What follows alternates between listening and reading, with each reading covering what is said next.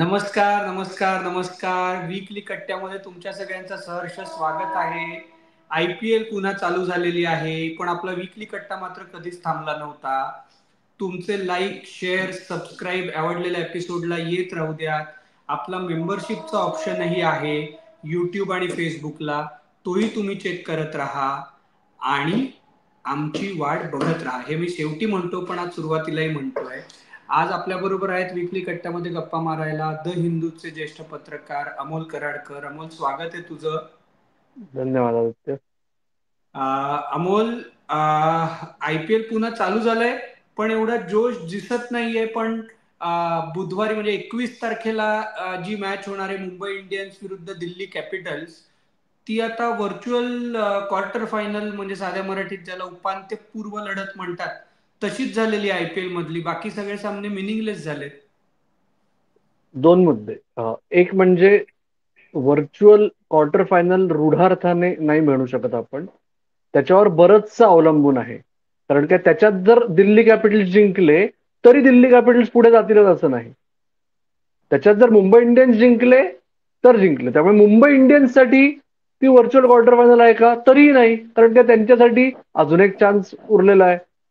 मुद्दा असा आहे की जर मुंबई इंडियन्स आणि दिल्ली कॅपिटल्सच्या विरुद्धचा त्या दोघांचाही पंजाब किंग्स विरुद्धचा सामना शेवटचा जो आहे तो जर जिवंत राहायचा असेल तर दिल्ली कॅपिटल्स जिंकले तरच जिवंत राहील, नाहीतर चार नक्की होतील. पण IPLचे नियम जे दरवर्षी आपल्याला आठवण करून द्यावी लागते, मिनिंगलेस होत नाही. कारण 1 आणि 2 आणि 3 आणि 4 साठी खूप फरक पडतो.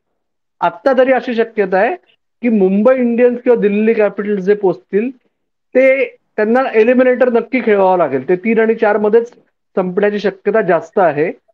पण पहिल्या 2 साठी उरलेल्या 3 संघांसाठी अजूनही पिक्चर बाकी आहे. त्याच्यामुळे रूढार्थाने पहिले 4 झाले की विषय संपला असं होत नाही. आणि त्याहून महत्वाचा, हा एपिसोड रिलीज व्हायच्या नंतर काहीच काळात जर तुम्ही त्या चेन्नई सुपर किंग्ज आणि राजस्थान रॉयल्स सामना बघितला, तोही तेवढाच महत्वाचा ठरू शकतो. कारण काय, शेवटी मानहानी शेवटच्या स्थानाची कोणालाही नको असते. त्याच्यामुळे तोही सामना सर्वात महत्वाचा सामना आहे असं आपल्याला म्हणता येऊ शकतं. चांगलंय, चांगलंय, चांगलंय. नाही, आणि चेन्नई साठी महत्वाचा आशयाने पण आपण म्हणू शकतो की चेन्नई सीझनच्या तयारीच्या दृष्टीने या सगळ्या मॅचेसकडे बघतंय, नवीन नवीन खेळाडूंना ट्राय करून बघतंय. त्याच्यामुळे त्यांनाही या मॅचचा नक्की उपयोग आहे आणि त्याच्यामुळे आपल्याला पण कळू शकतंय की नक्की काय होणार आहे. पण मुंबई विरुद्ध दिल्लीच्या मॅच बद्दल अमोल मला सांग फक्त महत्वाचं की मुंबईकडे कोणी उपलब्ध नाहीये असं आहे का? आणि दुसरी गोष्ट, मुंबईनी जे मोमेंटम पकडलं होतं त्या ब्रेक लागण्याच्या आधी, तर आता परत सगळी नवीन सुरुवात, एवढी मोठी गॅप यांनी त्यांच्या मोमेंटमला काही ब्रेक लागण्याची शक्यता आहे? ओके. पहिली गोष्ट, तुला जो प्रश्न पडलाय उपलब्धतेचा, मला माहिती नाही की तुम्ही स्पोर्ट्स कोट्टावरून काही सोशल मीडियावर टाकलेलं आहे की नाही. अधिकृतरित्या घोषणा झालेली आहे की विल जॅक्स, रायन रिकल्टन आणि कॉर्बिन बॉश यांच्या जागी जॉनी बेअरस्टो, चरित असलंका आणि रिचर्ड ग्लिसन या तिघांची निवड झालेली आहे. परंतु हे तिघही जण दिल्ली कॅपिटल्स विरुद्ध उपलब्ध आहेत. त्याच्यानंतर शेवटच्या पंजाब किंग्सच्या सामन्याआधी विल जॅक्स जाणार आहे आणि पंजाब किंग्सचा सामना संपल्या संपल्या उरलेले दोघं जाणार आहेत, साऊथ आफ्रिकन. ओके. हम्म, त्याच्यामुळे हम्म. आता दिल्ली कॅपिटल्स विरुद्ध मुंबई इंडियन्सला जे आतापर्यंतचं ट्राईड अँड टेस्टेड कॉम्बिनेशन आहे ते तसं तसं खेळवता येणार आहे. त्या दिवशी माझी खात्री आहे तू होतास तिकडे त्या स्टँड नेमिंग सेरेमनीला, तूही बघितलं असशील. त्याच्यानंतर विल जॅक्स आणि रिकल्टन दोघांना लगेच नेट्समध्ये आले होते. त्याच्यामुळे तो प्रश्न नाहीये या सामन्याकरता. पण या सामन्याकरता दुसरा मुद्दा, मला असं वाटतंय की त्यांचा तो 6 मॅचचा फ्लो तसाही अडखळला होता. ओके. त्याच्यामुळे मुंबई इंडियन्सच्या पथ्यावर काय पडतंय, 6 मॅचची अडखळला विनिंग कोणाच्या? स्ट्रीक, मुंबई इंडियन्सची 6 मॅचची हा, विनिंग स्ट्रीक त्यांची अखंडित नाही आता, ती खंडित झाली ना. त्याच्यामुळे या ब्रेकनी फार त्यांना झाला तर फायदा होणार आहे. खंडित कुठे झाली? हा, ते शेवटची मॅच हरले हरले ती. नाहीत ते. हा, हरले ती मॅच, हा का मुंबई बरोबर. इंडियन्स मॅच हारले की ती काउंट होत नाही. तो त्याच्यामुळे मला असं वाटतंय की झाला तर त्यांना फायदा होईल. पण आपण आता पाहिलं तसं की आता तरी असं जाणवतंय की आठवड्याभरात फार फरक पडलेला नाहीये. पंजाब किंग्स आहे त्या गिअरमध्ये आहे. सनरायझर्सनी एक सरप्राइझिंगली कन्सिस्टंट परफॉर्मन्स दिलाय बॅटिंगमध्ये. जरी अभिषेक चालला आणि तरी तो मध्यावर गेला, त्याच्यानंतर क्लासन आणि बाकीच्यांनी टॉमिनो मेंडिसने मिळून मॅच संपवली. लखनौ सुपर जायंट्स ब्रेकच्या आधी 4 पैकी 3 हारले होते आणि सलग 3 हारले होते. त्यांचा सलग 4था पराभव झालाय. त्याच्यामुळे तो विशेष आठवड्याभराने फरक पडला नाहीये असं आपण आत्ता आत्ता तरी म्हणू शकतो. दिल्ली कॅपिटल्ससाठी हा सामना सर्वात महत्वाचा आहे, कारण का त्यांना हा मस्ट विन आहे. ते जर म्हणजे त्यांना हा मस्ट विन आहेच, असं आहे की त्यांना हा सामना हारून मग होप करायचं की आपण जिंकायचं आणि मुंबई इंडियन्सने हारायचं, त्याच्यापेक्षा हा जिंकून एक पायदान वर जायचं हे जास्त महत्वाचं आहे. आणि त्याच्यामुळे मला असं वाटतं की दिल्ली कॅपिटल्स जर त्यांनी पुनरावृत्ती केली बॅटिंगमध्ये त्यांच्या परवाच्या मॅचची तर त्यांचं चांगलं आहे. पण बॉलिंग डिपार्टमेंटकडून वानखेडेवर जर तशी पद्धतीची कामगिरी नाही झाली तर मात्र गडबड होऊ शकते. नाही, गेल्या मॅचमध्ये पण दिल्ली कॅपिटल्सनी म्हणजे नॉर्मली IPL मध्ये असं होतं की एखाद्या टीमसाठी पहिला हाफ एक वेगळा असतो आणि दुसरा हाफ एकदम काहीतरी भलतंच होतं. तसं मला काहीतरी दिल्ली कॅपिटल्स आणि लखनौ सुपर जायंट्सच्या बाबतीत सुद्धा झाल्यासारखं वाटतंय. आणि दिल्ली कॅपिटल्सनी KL राहुल जेव्हा मिडल ऑर्डरमध्ये चांगला खेळत होता, जेव्हा त्याला माहिती असतं की आपल्याला एवढ्याच ओव्हर खेळायला मिळणार आहेत, तेव्हा तो फ्रीली खेळत असतो आणि तो ओपनिंगला येऊन त्याने सेंचुरी मारली. पण जर का आपण गुजरात टायटनची मॅच बघितली तर ती सेंचुरी उपयोग होण्याच्या ऐवजी म्हणजे त्यांनी उलट दिल्ली कॅपिटल्सचा जो फरक होता, जो कदाचित तो आउट झाला असता आणि आशुतोष शर्मा आला असता किंवा खाली स्टब्सला जास्ती वेळ मिळाला असता तर कदाचित तोच फरक 230-235 मध्ये होता. जे पंजाब किंग्स करतंय, जे गुजरात टायटन्स पहिली बॅटिंग करताना साई सुदर्शन, शुभमन गिल याच्यापैकी कोणीतरी एक अटॅक करतो आणि रिस्क घेतात ते स्वतःच्या विकेटसाठी सुद्धा, ते काल दिल्ली म्हणजे जेव्हा ती मॅच झाली दिल्ली कॅपिटल्स विरुद्ध गुजरात टायटन्स, तेव्हा ते झालं नाही दिल्ली कॅपिटल्सकडनं आणि 3च विकेट गेल्या. हे जे आर्ग्युमेंट करतात ना लोक की KL राहुलमुळे दिल्ली कॅपिटल्सला तोटा झाला, त्यांनी एकतर सामना बघितलेला नसतो किंवा ते जेव्हा बघतात तेव्हा ते क्रिकेट ऐवजी हॉकी बघतात. ओके, फक्त आकडेमोड करून क्रिकेट नसतं. ते पिच एवढं सोपं नव्हतं.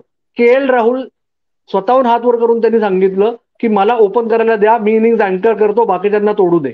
बाकीच्यांना जमलं नाही, त्याच्यामुळे KL राहुलने सेकंड हाफ मध्ये KL राहुलचा इनिंग ग्राफ बघ.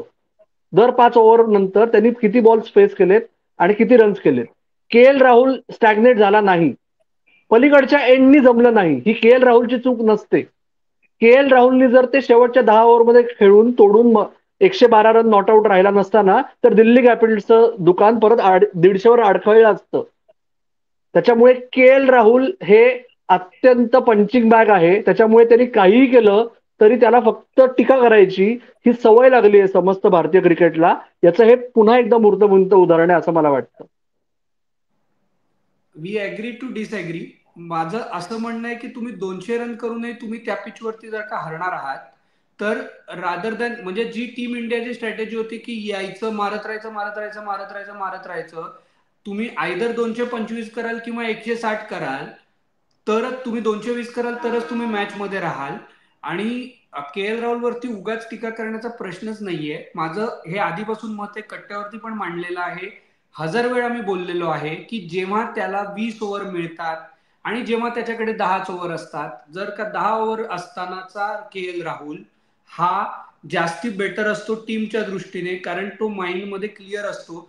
जेव्हा त्याला अँकरिंगचा किंवा असा कुठला रोल येतो तेव्हा गडबड होते आणि त्याच्यामुळे जर का समोरूनही मारले जात नाहीये, तोही मारत नाहीये, तर पण तो शेवटी मारत नाही स्ट्राईक असं रेट झालंच शेवटच्या नाही. शेवटच्या शेवटच्या हा बोल बोल बोल. तो मारत नाही असं झालंच नाही या सामन्यात. तो मारत नव्हता पॉवर प्ले मध्ये, कारण काय समोरून विकेट्स पडल्या होत्या. ओके, एक सो पॉवर विकेट प्ले पडली मध्ये होती, एक विकेट पडली होती. पोरेलनी त्याचं काम केलं होतं. मी पण मॅच मॅच बघितली. बघितलीस का तो तू आदित्य? मी तेच सांगतो, मी मॅच बघितली. पोरेलनी त्याचं काम मग केलं होतं. मग तू पोरेल काहीतरी होता वेगळं बघत समोर. होता आणि मी काहीतरी वेगळं बघत होतो. अरे पण अग्री टू डिसअग्री ना, मला म्हणणं एवढंच आहे की ओपनिंगला तो आला नसता आणि दुसऱ्या कोणी असता, मी हे समजू शकत होतो जर का 3 विकेट गेल्यावरती तो 4 नंबरला आलाय किंवा तो 5 नंबरला आलाय आणि मग तो अँकर करतोय आणि 65 बॉल 112ची इनिंग आली असती ना किंवा 60 बॉल 112ची इनिंग आली असती ना तर विषयच नव्हता. ओपनिंगला येऊन त्या इनिंगनी मोमेंटम गेलं, तुलनेने जे 220 आणि 200 मधला फरक असतो किंवा 230 आणि 200 मधला फरक असतो त्याच्यामुळे मॅच मध्ये फरक पडला, हे माझं मत आहे. आणि हे माझं मत असूच शकतं. असूच शकतो ना. मग तूच बोल, मी ऐकतो. आपलं झालं डिसएग्रीमेंट. आता पुढचं तू बोल आणि मग आपण पुढच्या मुद्द्यावर मी बोलतो. कारण काय 10 विकेट्सने हारले ते. के एल हो ना राहुलमुळे नाही मग. काय झालं. अरे मग 10 विकेट्सने बॉलर्सनी हरले माती हो. खाल्ली, समोरच्या एंडनी माती खाल्ली आणि के एल राहुलच्या बाबतीत पुन्हा एकदा सांगायचं म्हणलं तर मोमेंटम गेलं नाही त्याच्यामुळे. समोरच्या एंडनी मोमेंटम आणलं नाही, त्याचा रोल तो करत होता. त्याचं कामच नव्हतं त्या मॅचमध्ये की 10 बॉलमध्ये 30 रन करणे पॉवर प्लेमध्ये. आणि हे दिल्ली कॅपिटल्सच्या मॅनेजमेंटनी क्लिअर केलंय. हा त्याचा रोल होता त्या मॅचमध्ये. केविन पीटरसननी सांगितलं मॅच चालू असताना की त्यांनी हात वर करून सांगितलं, कारण काय आमची मध्ये गडबड होत होती. गेल्या 5 मॅचेस मधलं बघा त्यांचा पॉवर प्लेचे स्कोर्स, किती विकेट पडले आणि किती रन झालेत आणि त्यावरून जज करा मग ही इनिंग. ठीक आहे, ठीक आहे. आपण ही के एल राहुल बद्दलची चर्चा इकडेच थांबवू. त्याला ओपनिंगला पाठवायलाच नको होतं, हेच माझं मत आहे. त्याच्यामुळे या इनिंग बद्दल आपलं एकमत होऊ शकत नाही. त्याच्यामुळे आपण हा मुद्दा इकडेच सोडून द्यावा. तर मला एक सांग की जर का म्हणजे हे प्रॅक्टिकली शक्य नाही, पण काल एका ग्रुपवरती आमची चर्चा झाली म्हणून फक्त एक हे करतो. आणि मला माहिती आहे प्रॅक्टिकली शक्य नाहीये, पण जर का एवढे फॉरेन प्लेयर्स 25 मे नंतर 26 मे नंतर उपलब्ध नव्हते तर जास्तीत जास्त डबल हेडर्स खेळून हा विषय लवकर संपवायला हवा होता का? 100%. मागच्या वेळेसही तुम्हाला हाच प्रश्न विचारला होता आणि तेच बोललो होतो मी नाही, कारण की आता केवढ्या मॅचेस मिनिंगलेस होणार आहेत. म्हणजे म्हणजे ते लक्षात घेतलं तर हा ड्रॅग होणार आहे 26 मे 2 पर्यंत. मुद्दे त्याच्यात. 1-2 मुद्दे त्याच्यात. ओके, मिनिंगलेस होत नाहीयेत, पण तरी रुढार्थाने मिनिंगलेस जर तुम्ही म्हणत असाल तर विनाकारण शेड्यूल का बदललंय, मग मॅचेसचा सिक्वेन्स का बदललाय? आधीपर्यंत मुंबई इंडियन्स दिल्ली कॅपिटल्स हा सामना शेवटून 5वा होता. आता तो शेवटून 8वा का होतोय लीग हम्म, स्टेजमध्ये? हम्म, ओके, हम्म. सो ह्याच्यात लॉजिस्टिक सगळे बदलतात, व्हेन्यूज बदलले, हे सगळे जे मुद्दे आहेत त्याच्यामुळे हे फक्त ओव्हरसीज प्लेयर्समुळे नाहीये. जे IPL ला कौतुक करायला पाहिजे की त्यांनी एवढ्या शॉर्ट नोटीसवर IPL परत घडवून आणतायत, तीच त्यांनी क्रिकेटच्या दृष्टीने विचार करून नीट घडवून आणले असते ते जास्त बरं पडलं. आणि हे नक्की आहे की प्ले ऑफ मुंबईला होणार आहेत आणि फायनल अहमदाबादला? नाही, अजून नक्की नाहीये. मुंबई, कलकत्ता, अहमदाबाद हे 3 व्हेन्यूज आहेत. त्या 3 पैकी कुठल्या तरी एका व्हेन्यू मध्ये फायनल नक्की होईल आणि उरलेल्या 2 व्हेन्यूज मध्ये 3 मॅचेस शेअर होतील का 2 मॅचेस, म्हणजे युजली 2 मॅचेस एका व्हेन्यूला, 2 मॅचेस दुसऱ्या व्हेन्यूला होतात. पण ते BCCI, कारण काय प्ले ऑफचे व्हेन्यू हे फक्त BCCI डिसाईड करतं. त्याच्यात कुठल्याही फ्रँचायझीचा काही से नसतो. त्याच्यामुळे BCCI ची मर्जी आहे तेव्हा ते करतील घोषणा. आणि आज आपण शॉर्ट ठेवणार आहोत विकली कट्टा. तर मला असं वाटतंय की इंग्लंड दौऱ्याबद्दल आपण बोललं पाहिजे. भारत संघाची अनाउन्समेंट झालेली आहे. तर तुला त्या संघाच्या अनाउन्समेंट बद्दल काय वाटतंय आणि त्याच्यातनं तुला मेन भारताच्या टीमच्या सिलेक्शनचे काही फिलर्स मिळत आहेत का? का आत्ता फक्त IPLच्या मॅचेस आणि टीमची घोषणा हे IPLचं शेड्यूल बघून करण्यात आलेली आहे? आणि आपण एक पोस्टर पण केलं होतं कट्ट्यावरती समस्त कट्टेकऱ्यांसाठी की 7 मुंबई, विदर्भ आणि महाराष्ट्रातले मिळून खेळाडू आहेत 8 भारत संघात. 8 आहेत. बरं, 8 आहेत. 5 ओके, मुंबई, 2 विदर्भ आणि 1 महाराष्ट्र. ओके. 8 तर खेळाडू आहेत. यशस्वी जायस्वाल अजून कुठलाय माहित नाही म्हणून 5 माहित नाही मला, पण ठीक आहे 8. हा, ठीक आहे. हा.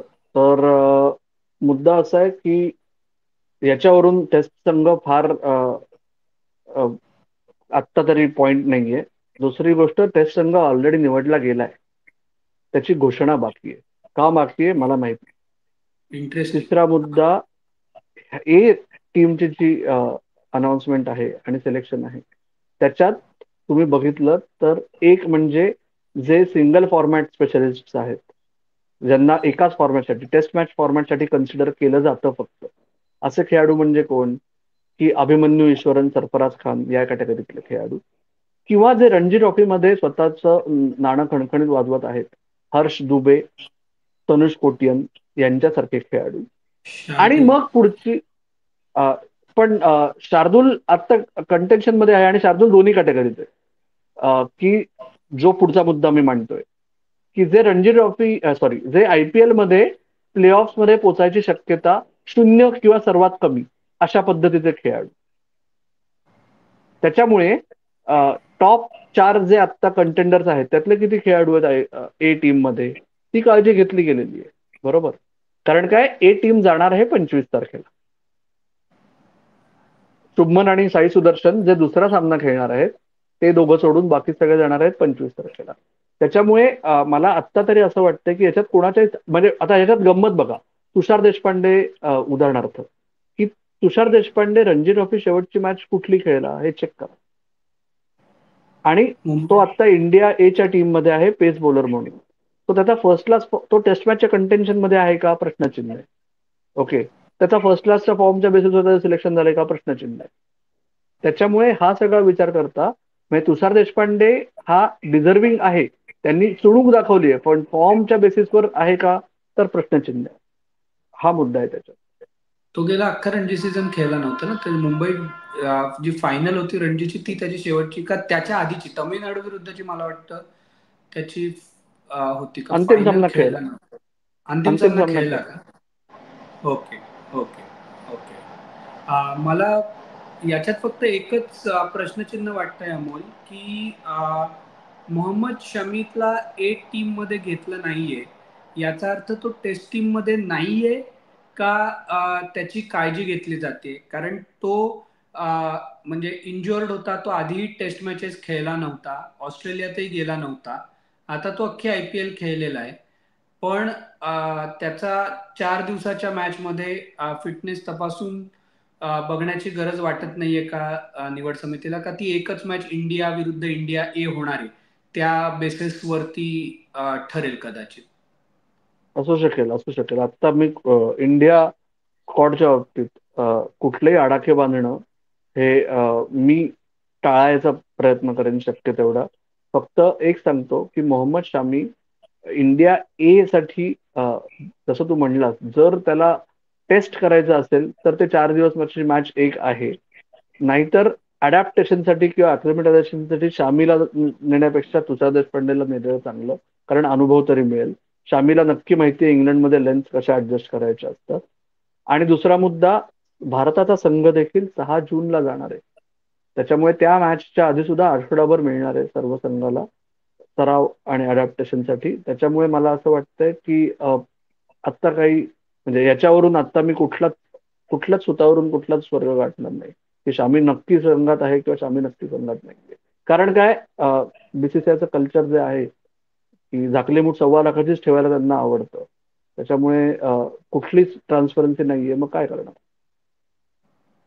आता अमोल, तू आयपीएलचे जाता जाता शेवटाकडे येताना तू मला सांग बरं की आता कोण चार टीम्स म्हणजे कोण शेवटची टीम कोण असेल क्वालिफाय होणारी, एकच सांग. आता तू तर मुंबई इंडियन्स तुझ्या याच्यात नव्हतीच की सुरुवातीपासून. बरोबर ना. बरोबर मग ना, आता नव्हतीच काय ना. आहे? आत्ताही नाहीये, म्हणजे पुढच्या सामन्यानंतर सांगू शकेल मी. नाही नाही नाही, आपण प्रेडिक्शन करतोय ना, पुढच्या हो, सामन्यानंतर मग काय माझ्या कोणी दृष्टीने सांगेल? मी मी मिड सीझन प्रेडिक्शन जे होतं त्याच्यात मी म्हटलं होतं की चौथ्या टीमसाठी सुद्धा केकेआर किंवा Delhi Capitals. I still stick to it. रोज म्हणजे दिल्ली कॅपिटल. बदलण्यात पॉईंट नसतो. म्हणजे दिल्ली कॅपिटल्स जाईल तू त्या असं दिवशी तुझं आलाच नाहीस. प्रेडिक्शन. तू तुमच्या स्पोर्ट्स कट्ट्याच्या त्या एपिसोडमध्ये आलाच नाहीस, त्यामुळे तू नुसतं आता मनात मांडे खातोयस. कमिट करावं लागतं. ती जबाबदारी तुमची होती स्पोर्ट्स कट्टाची, की तुझ्या टीम्स कुठल्या होत्या हे जाहीर करायचं. ना स्पर्धेच्या आधी आलास ना मध्यावर आलास. नाही तेव्हा, पण तेव्हा मी नव्हतो, मुंबईत नव्हतो म्हणून येऊ नाही शकलो, बाकी ते काही तुम्हाला नाही. तुमचं नाहीतर माहिती. नाहीतर काय आलोच असतो. पण ठीक आहे अमोल, धन्यवाद आज तू इकडे आलास, विकली कट्टामध्ये आमच्याशी गप्पा मारल्यास.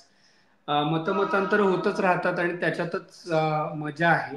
त्याच्यामुळे त्याबद्दल काही कोणालाही काही वाटण्याचं कारण नाही. जी मतं आहेत त्याच्यावरती आपण ठाम राहणं नाही राहणं ज्याचा त्याचा प्रश्न आहे, त्याच्यामुळे तो काही विषय नाहीये. फॅक्च्युअली काही चुकीचं असेल तर ती चूक स्पोर्ट्स कट्टाला आम्ही नेहमीच मान्य करतो. पण मतं वेगळी असू शकतात आणि त्यांच्याही मतांचा आदर आहे, स्वतःच्याही मताचा आदर आहे. तुमची जी मतं आहेत तीही आम्हाला कमेंट्समधनं वाचायला आवडतील. आणि तुम्हाला असं वाटत असेल की अजून कुठल्या याच्यावरती आम्ही चर्चा करावी किंवा आमची मतं काय आहेत, आम्ही भांडावं का, हेही आम्हाला तुम्ही कमेंट्समध्ये नक्की सांगा. आजच्या विकली कट्ट्यामध्ये मात्र आम्ही इकडेच थांबतोय. तुम्ही मात्र ऐकत राहा बघत राहा. आणि आमची वाट पाहत राहा. धन्यवाद.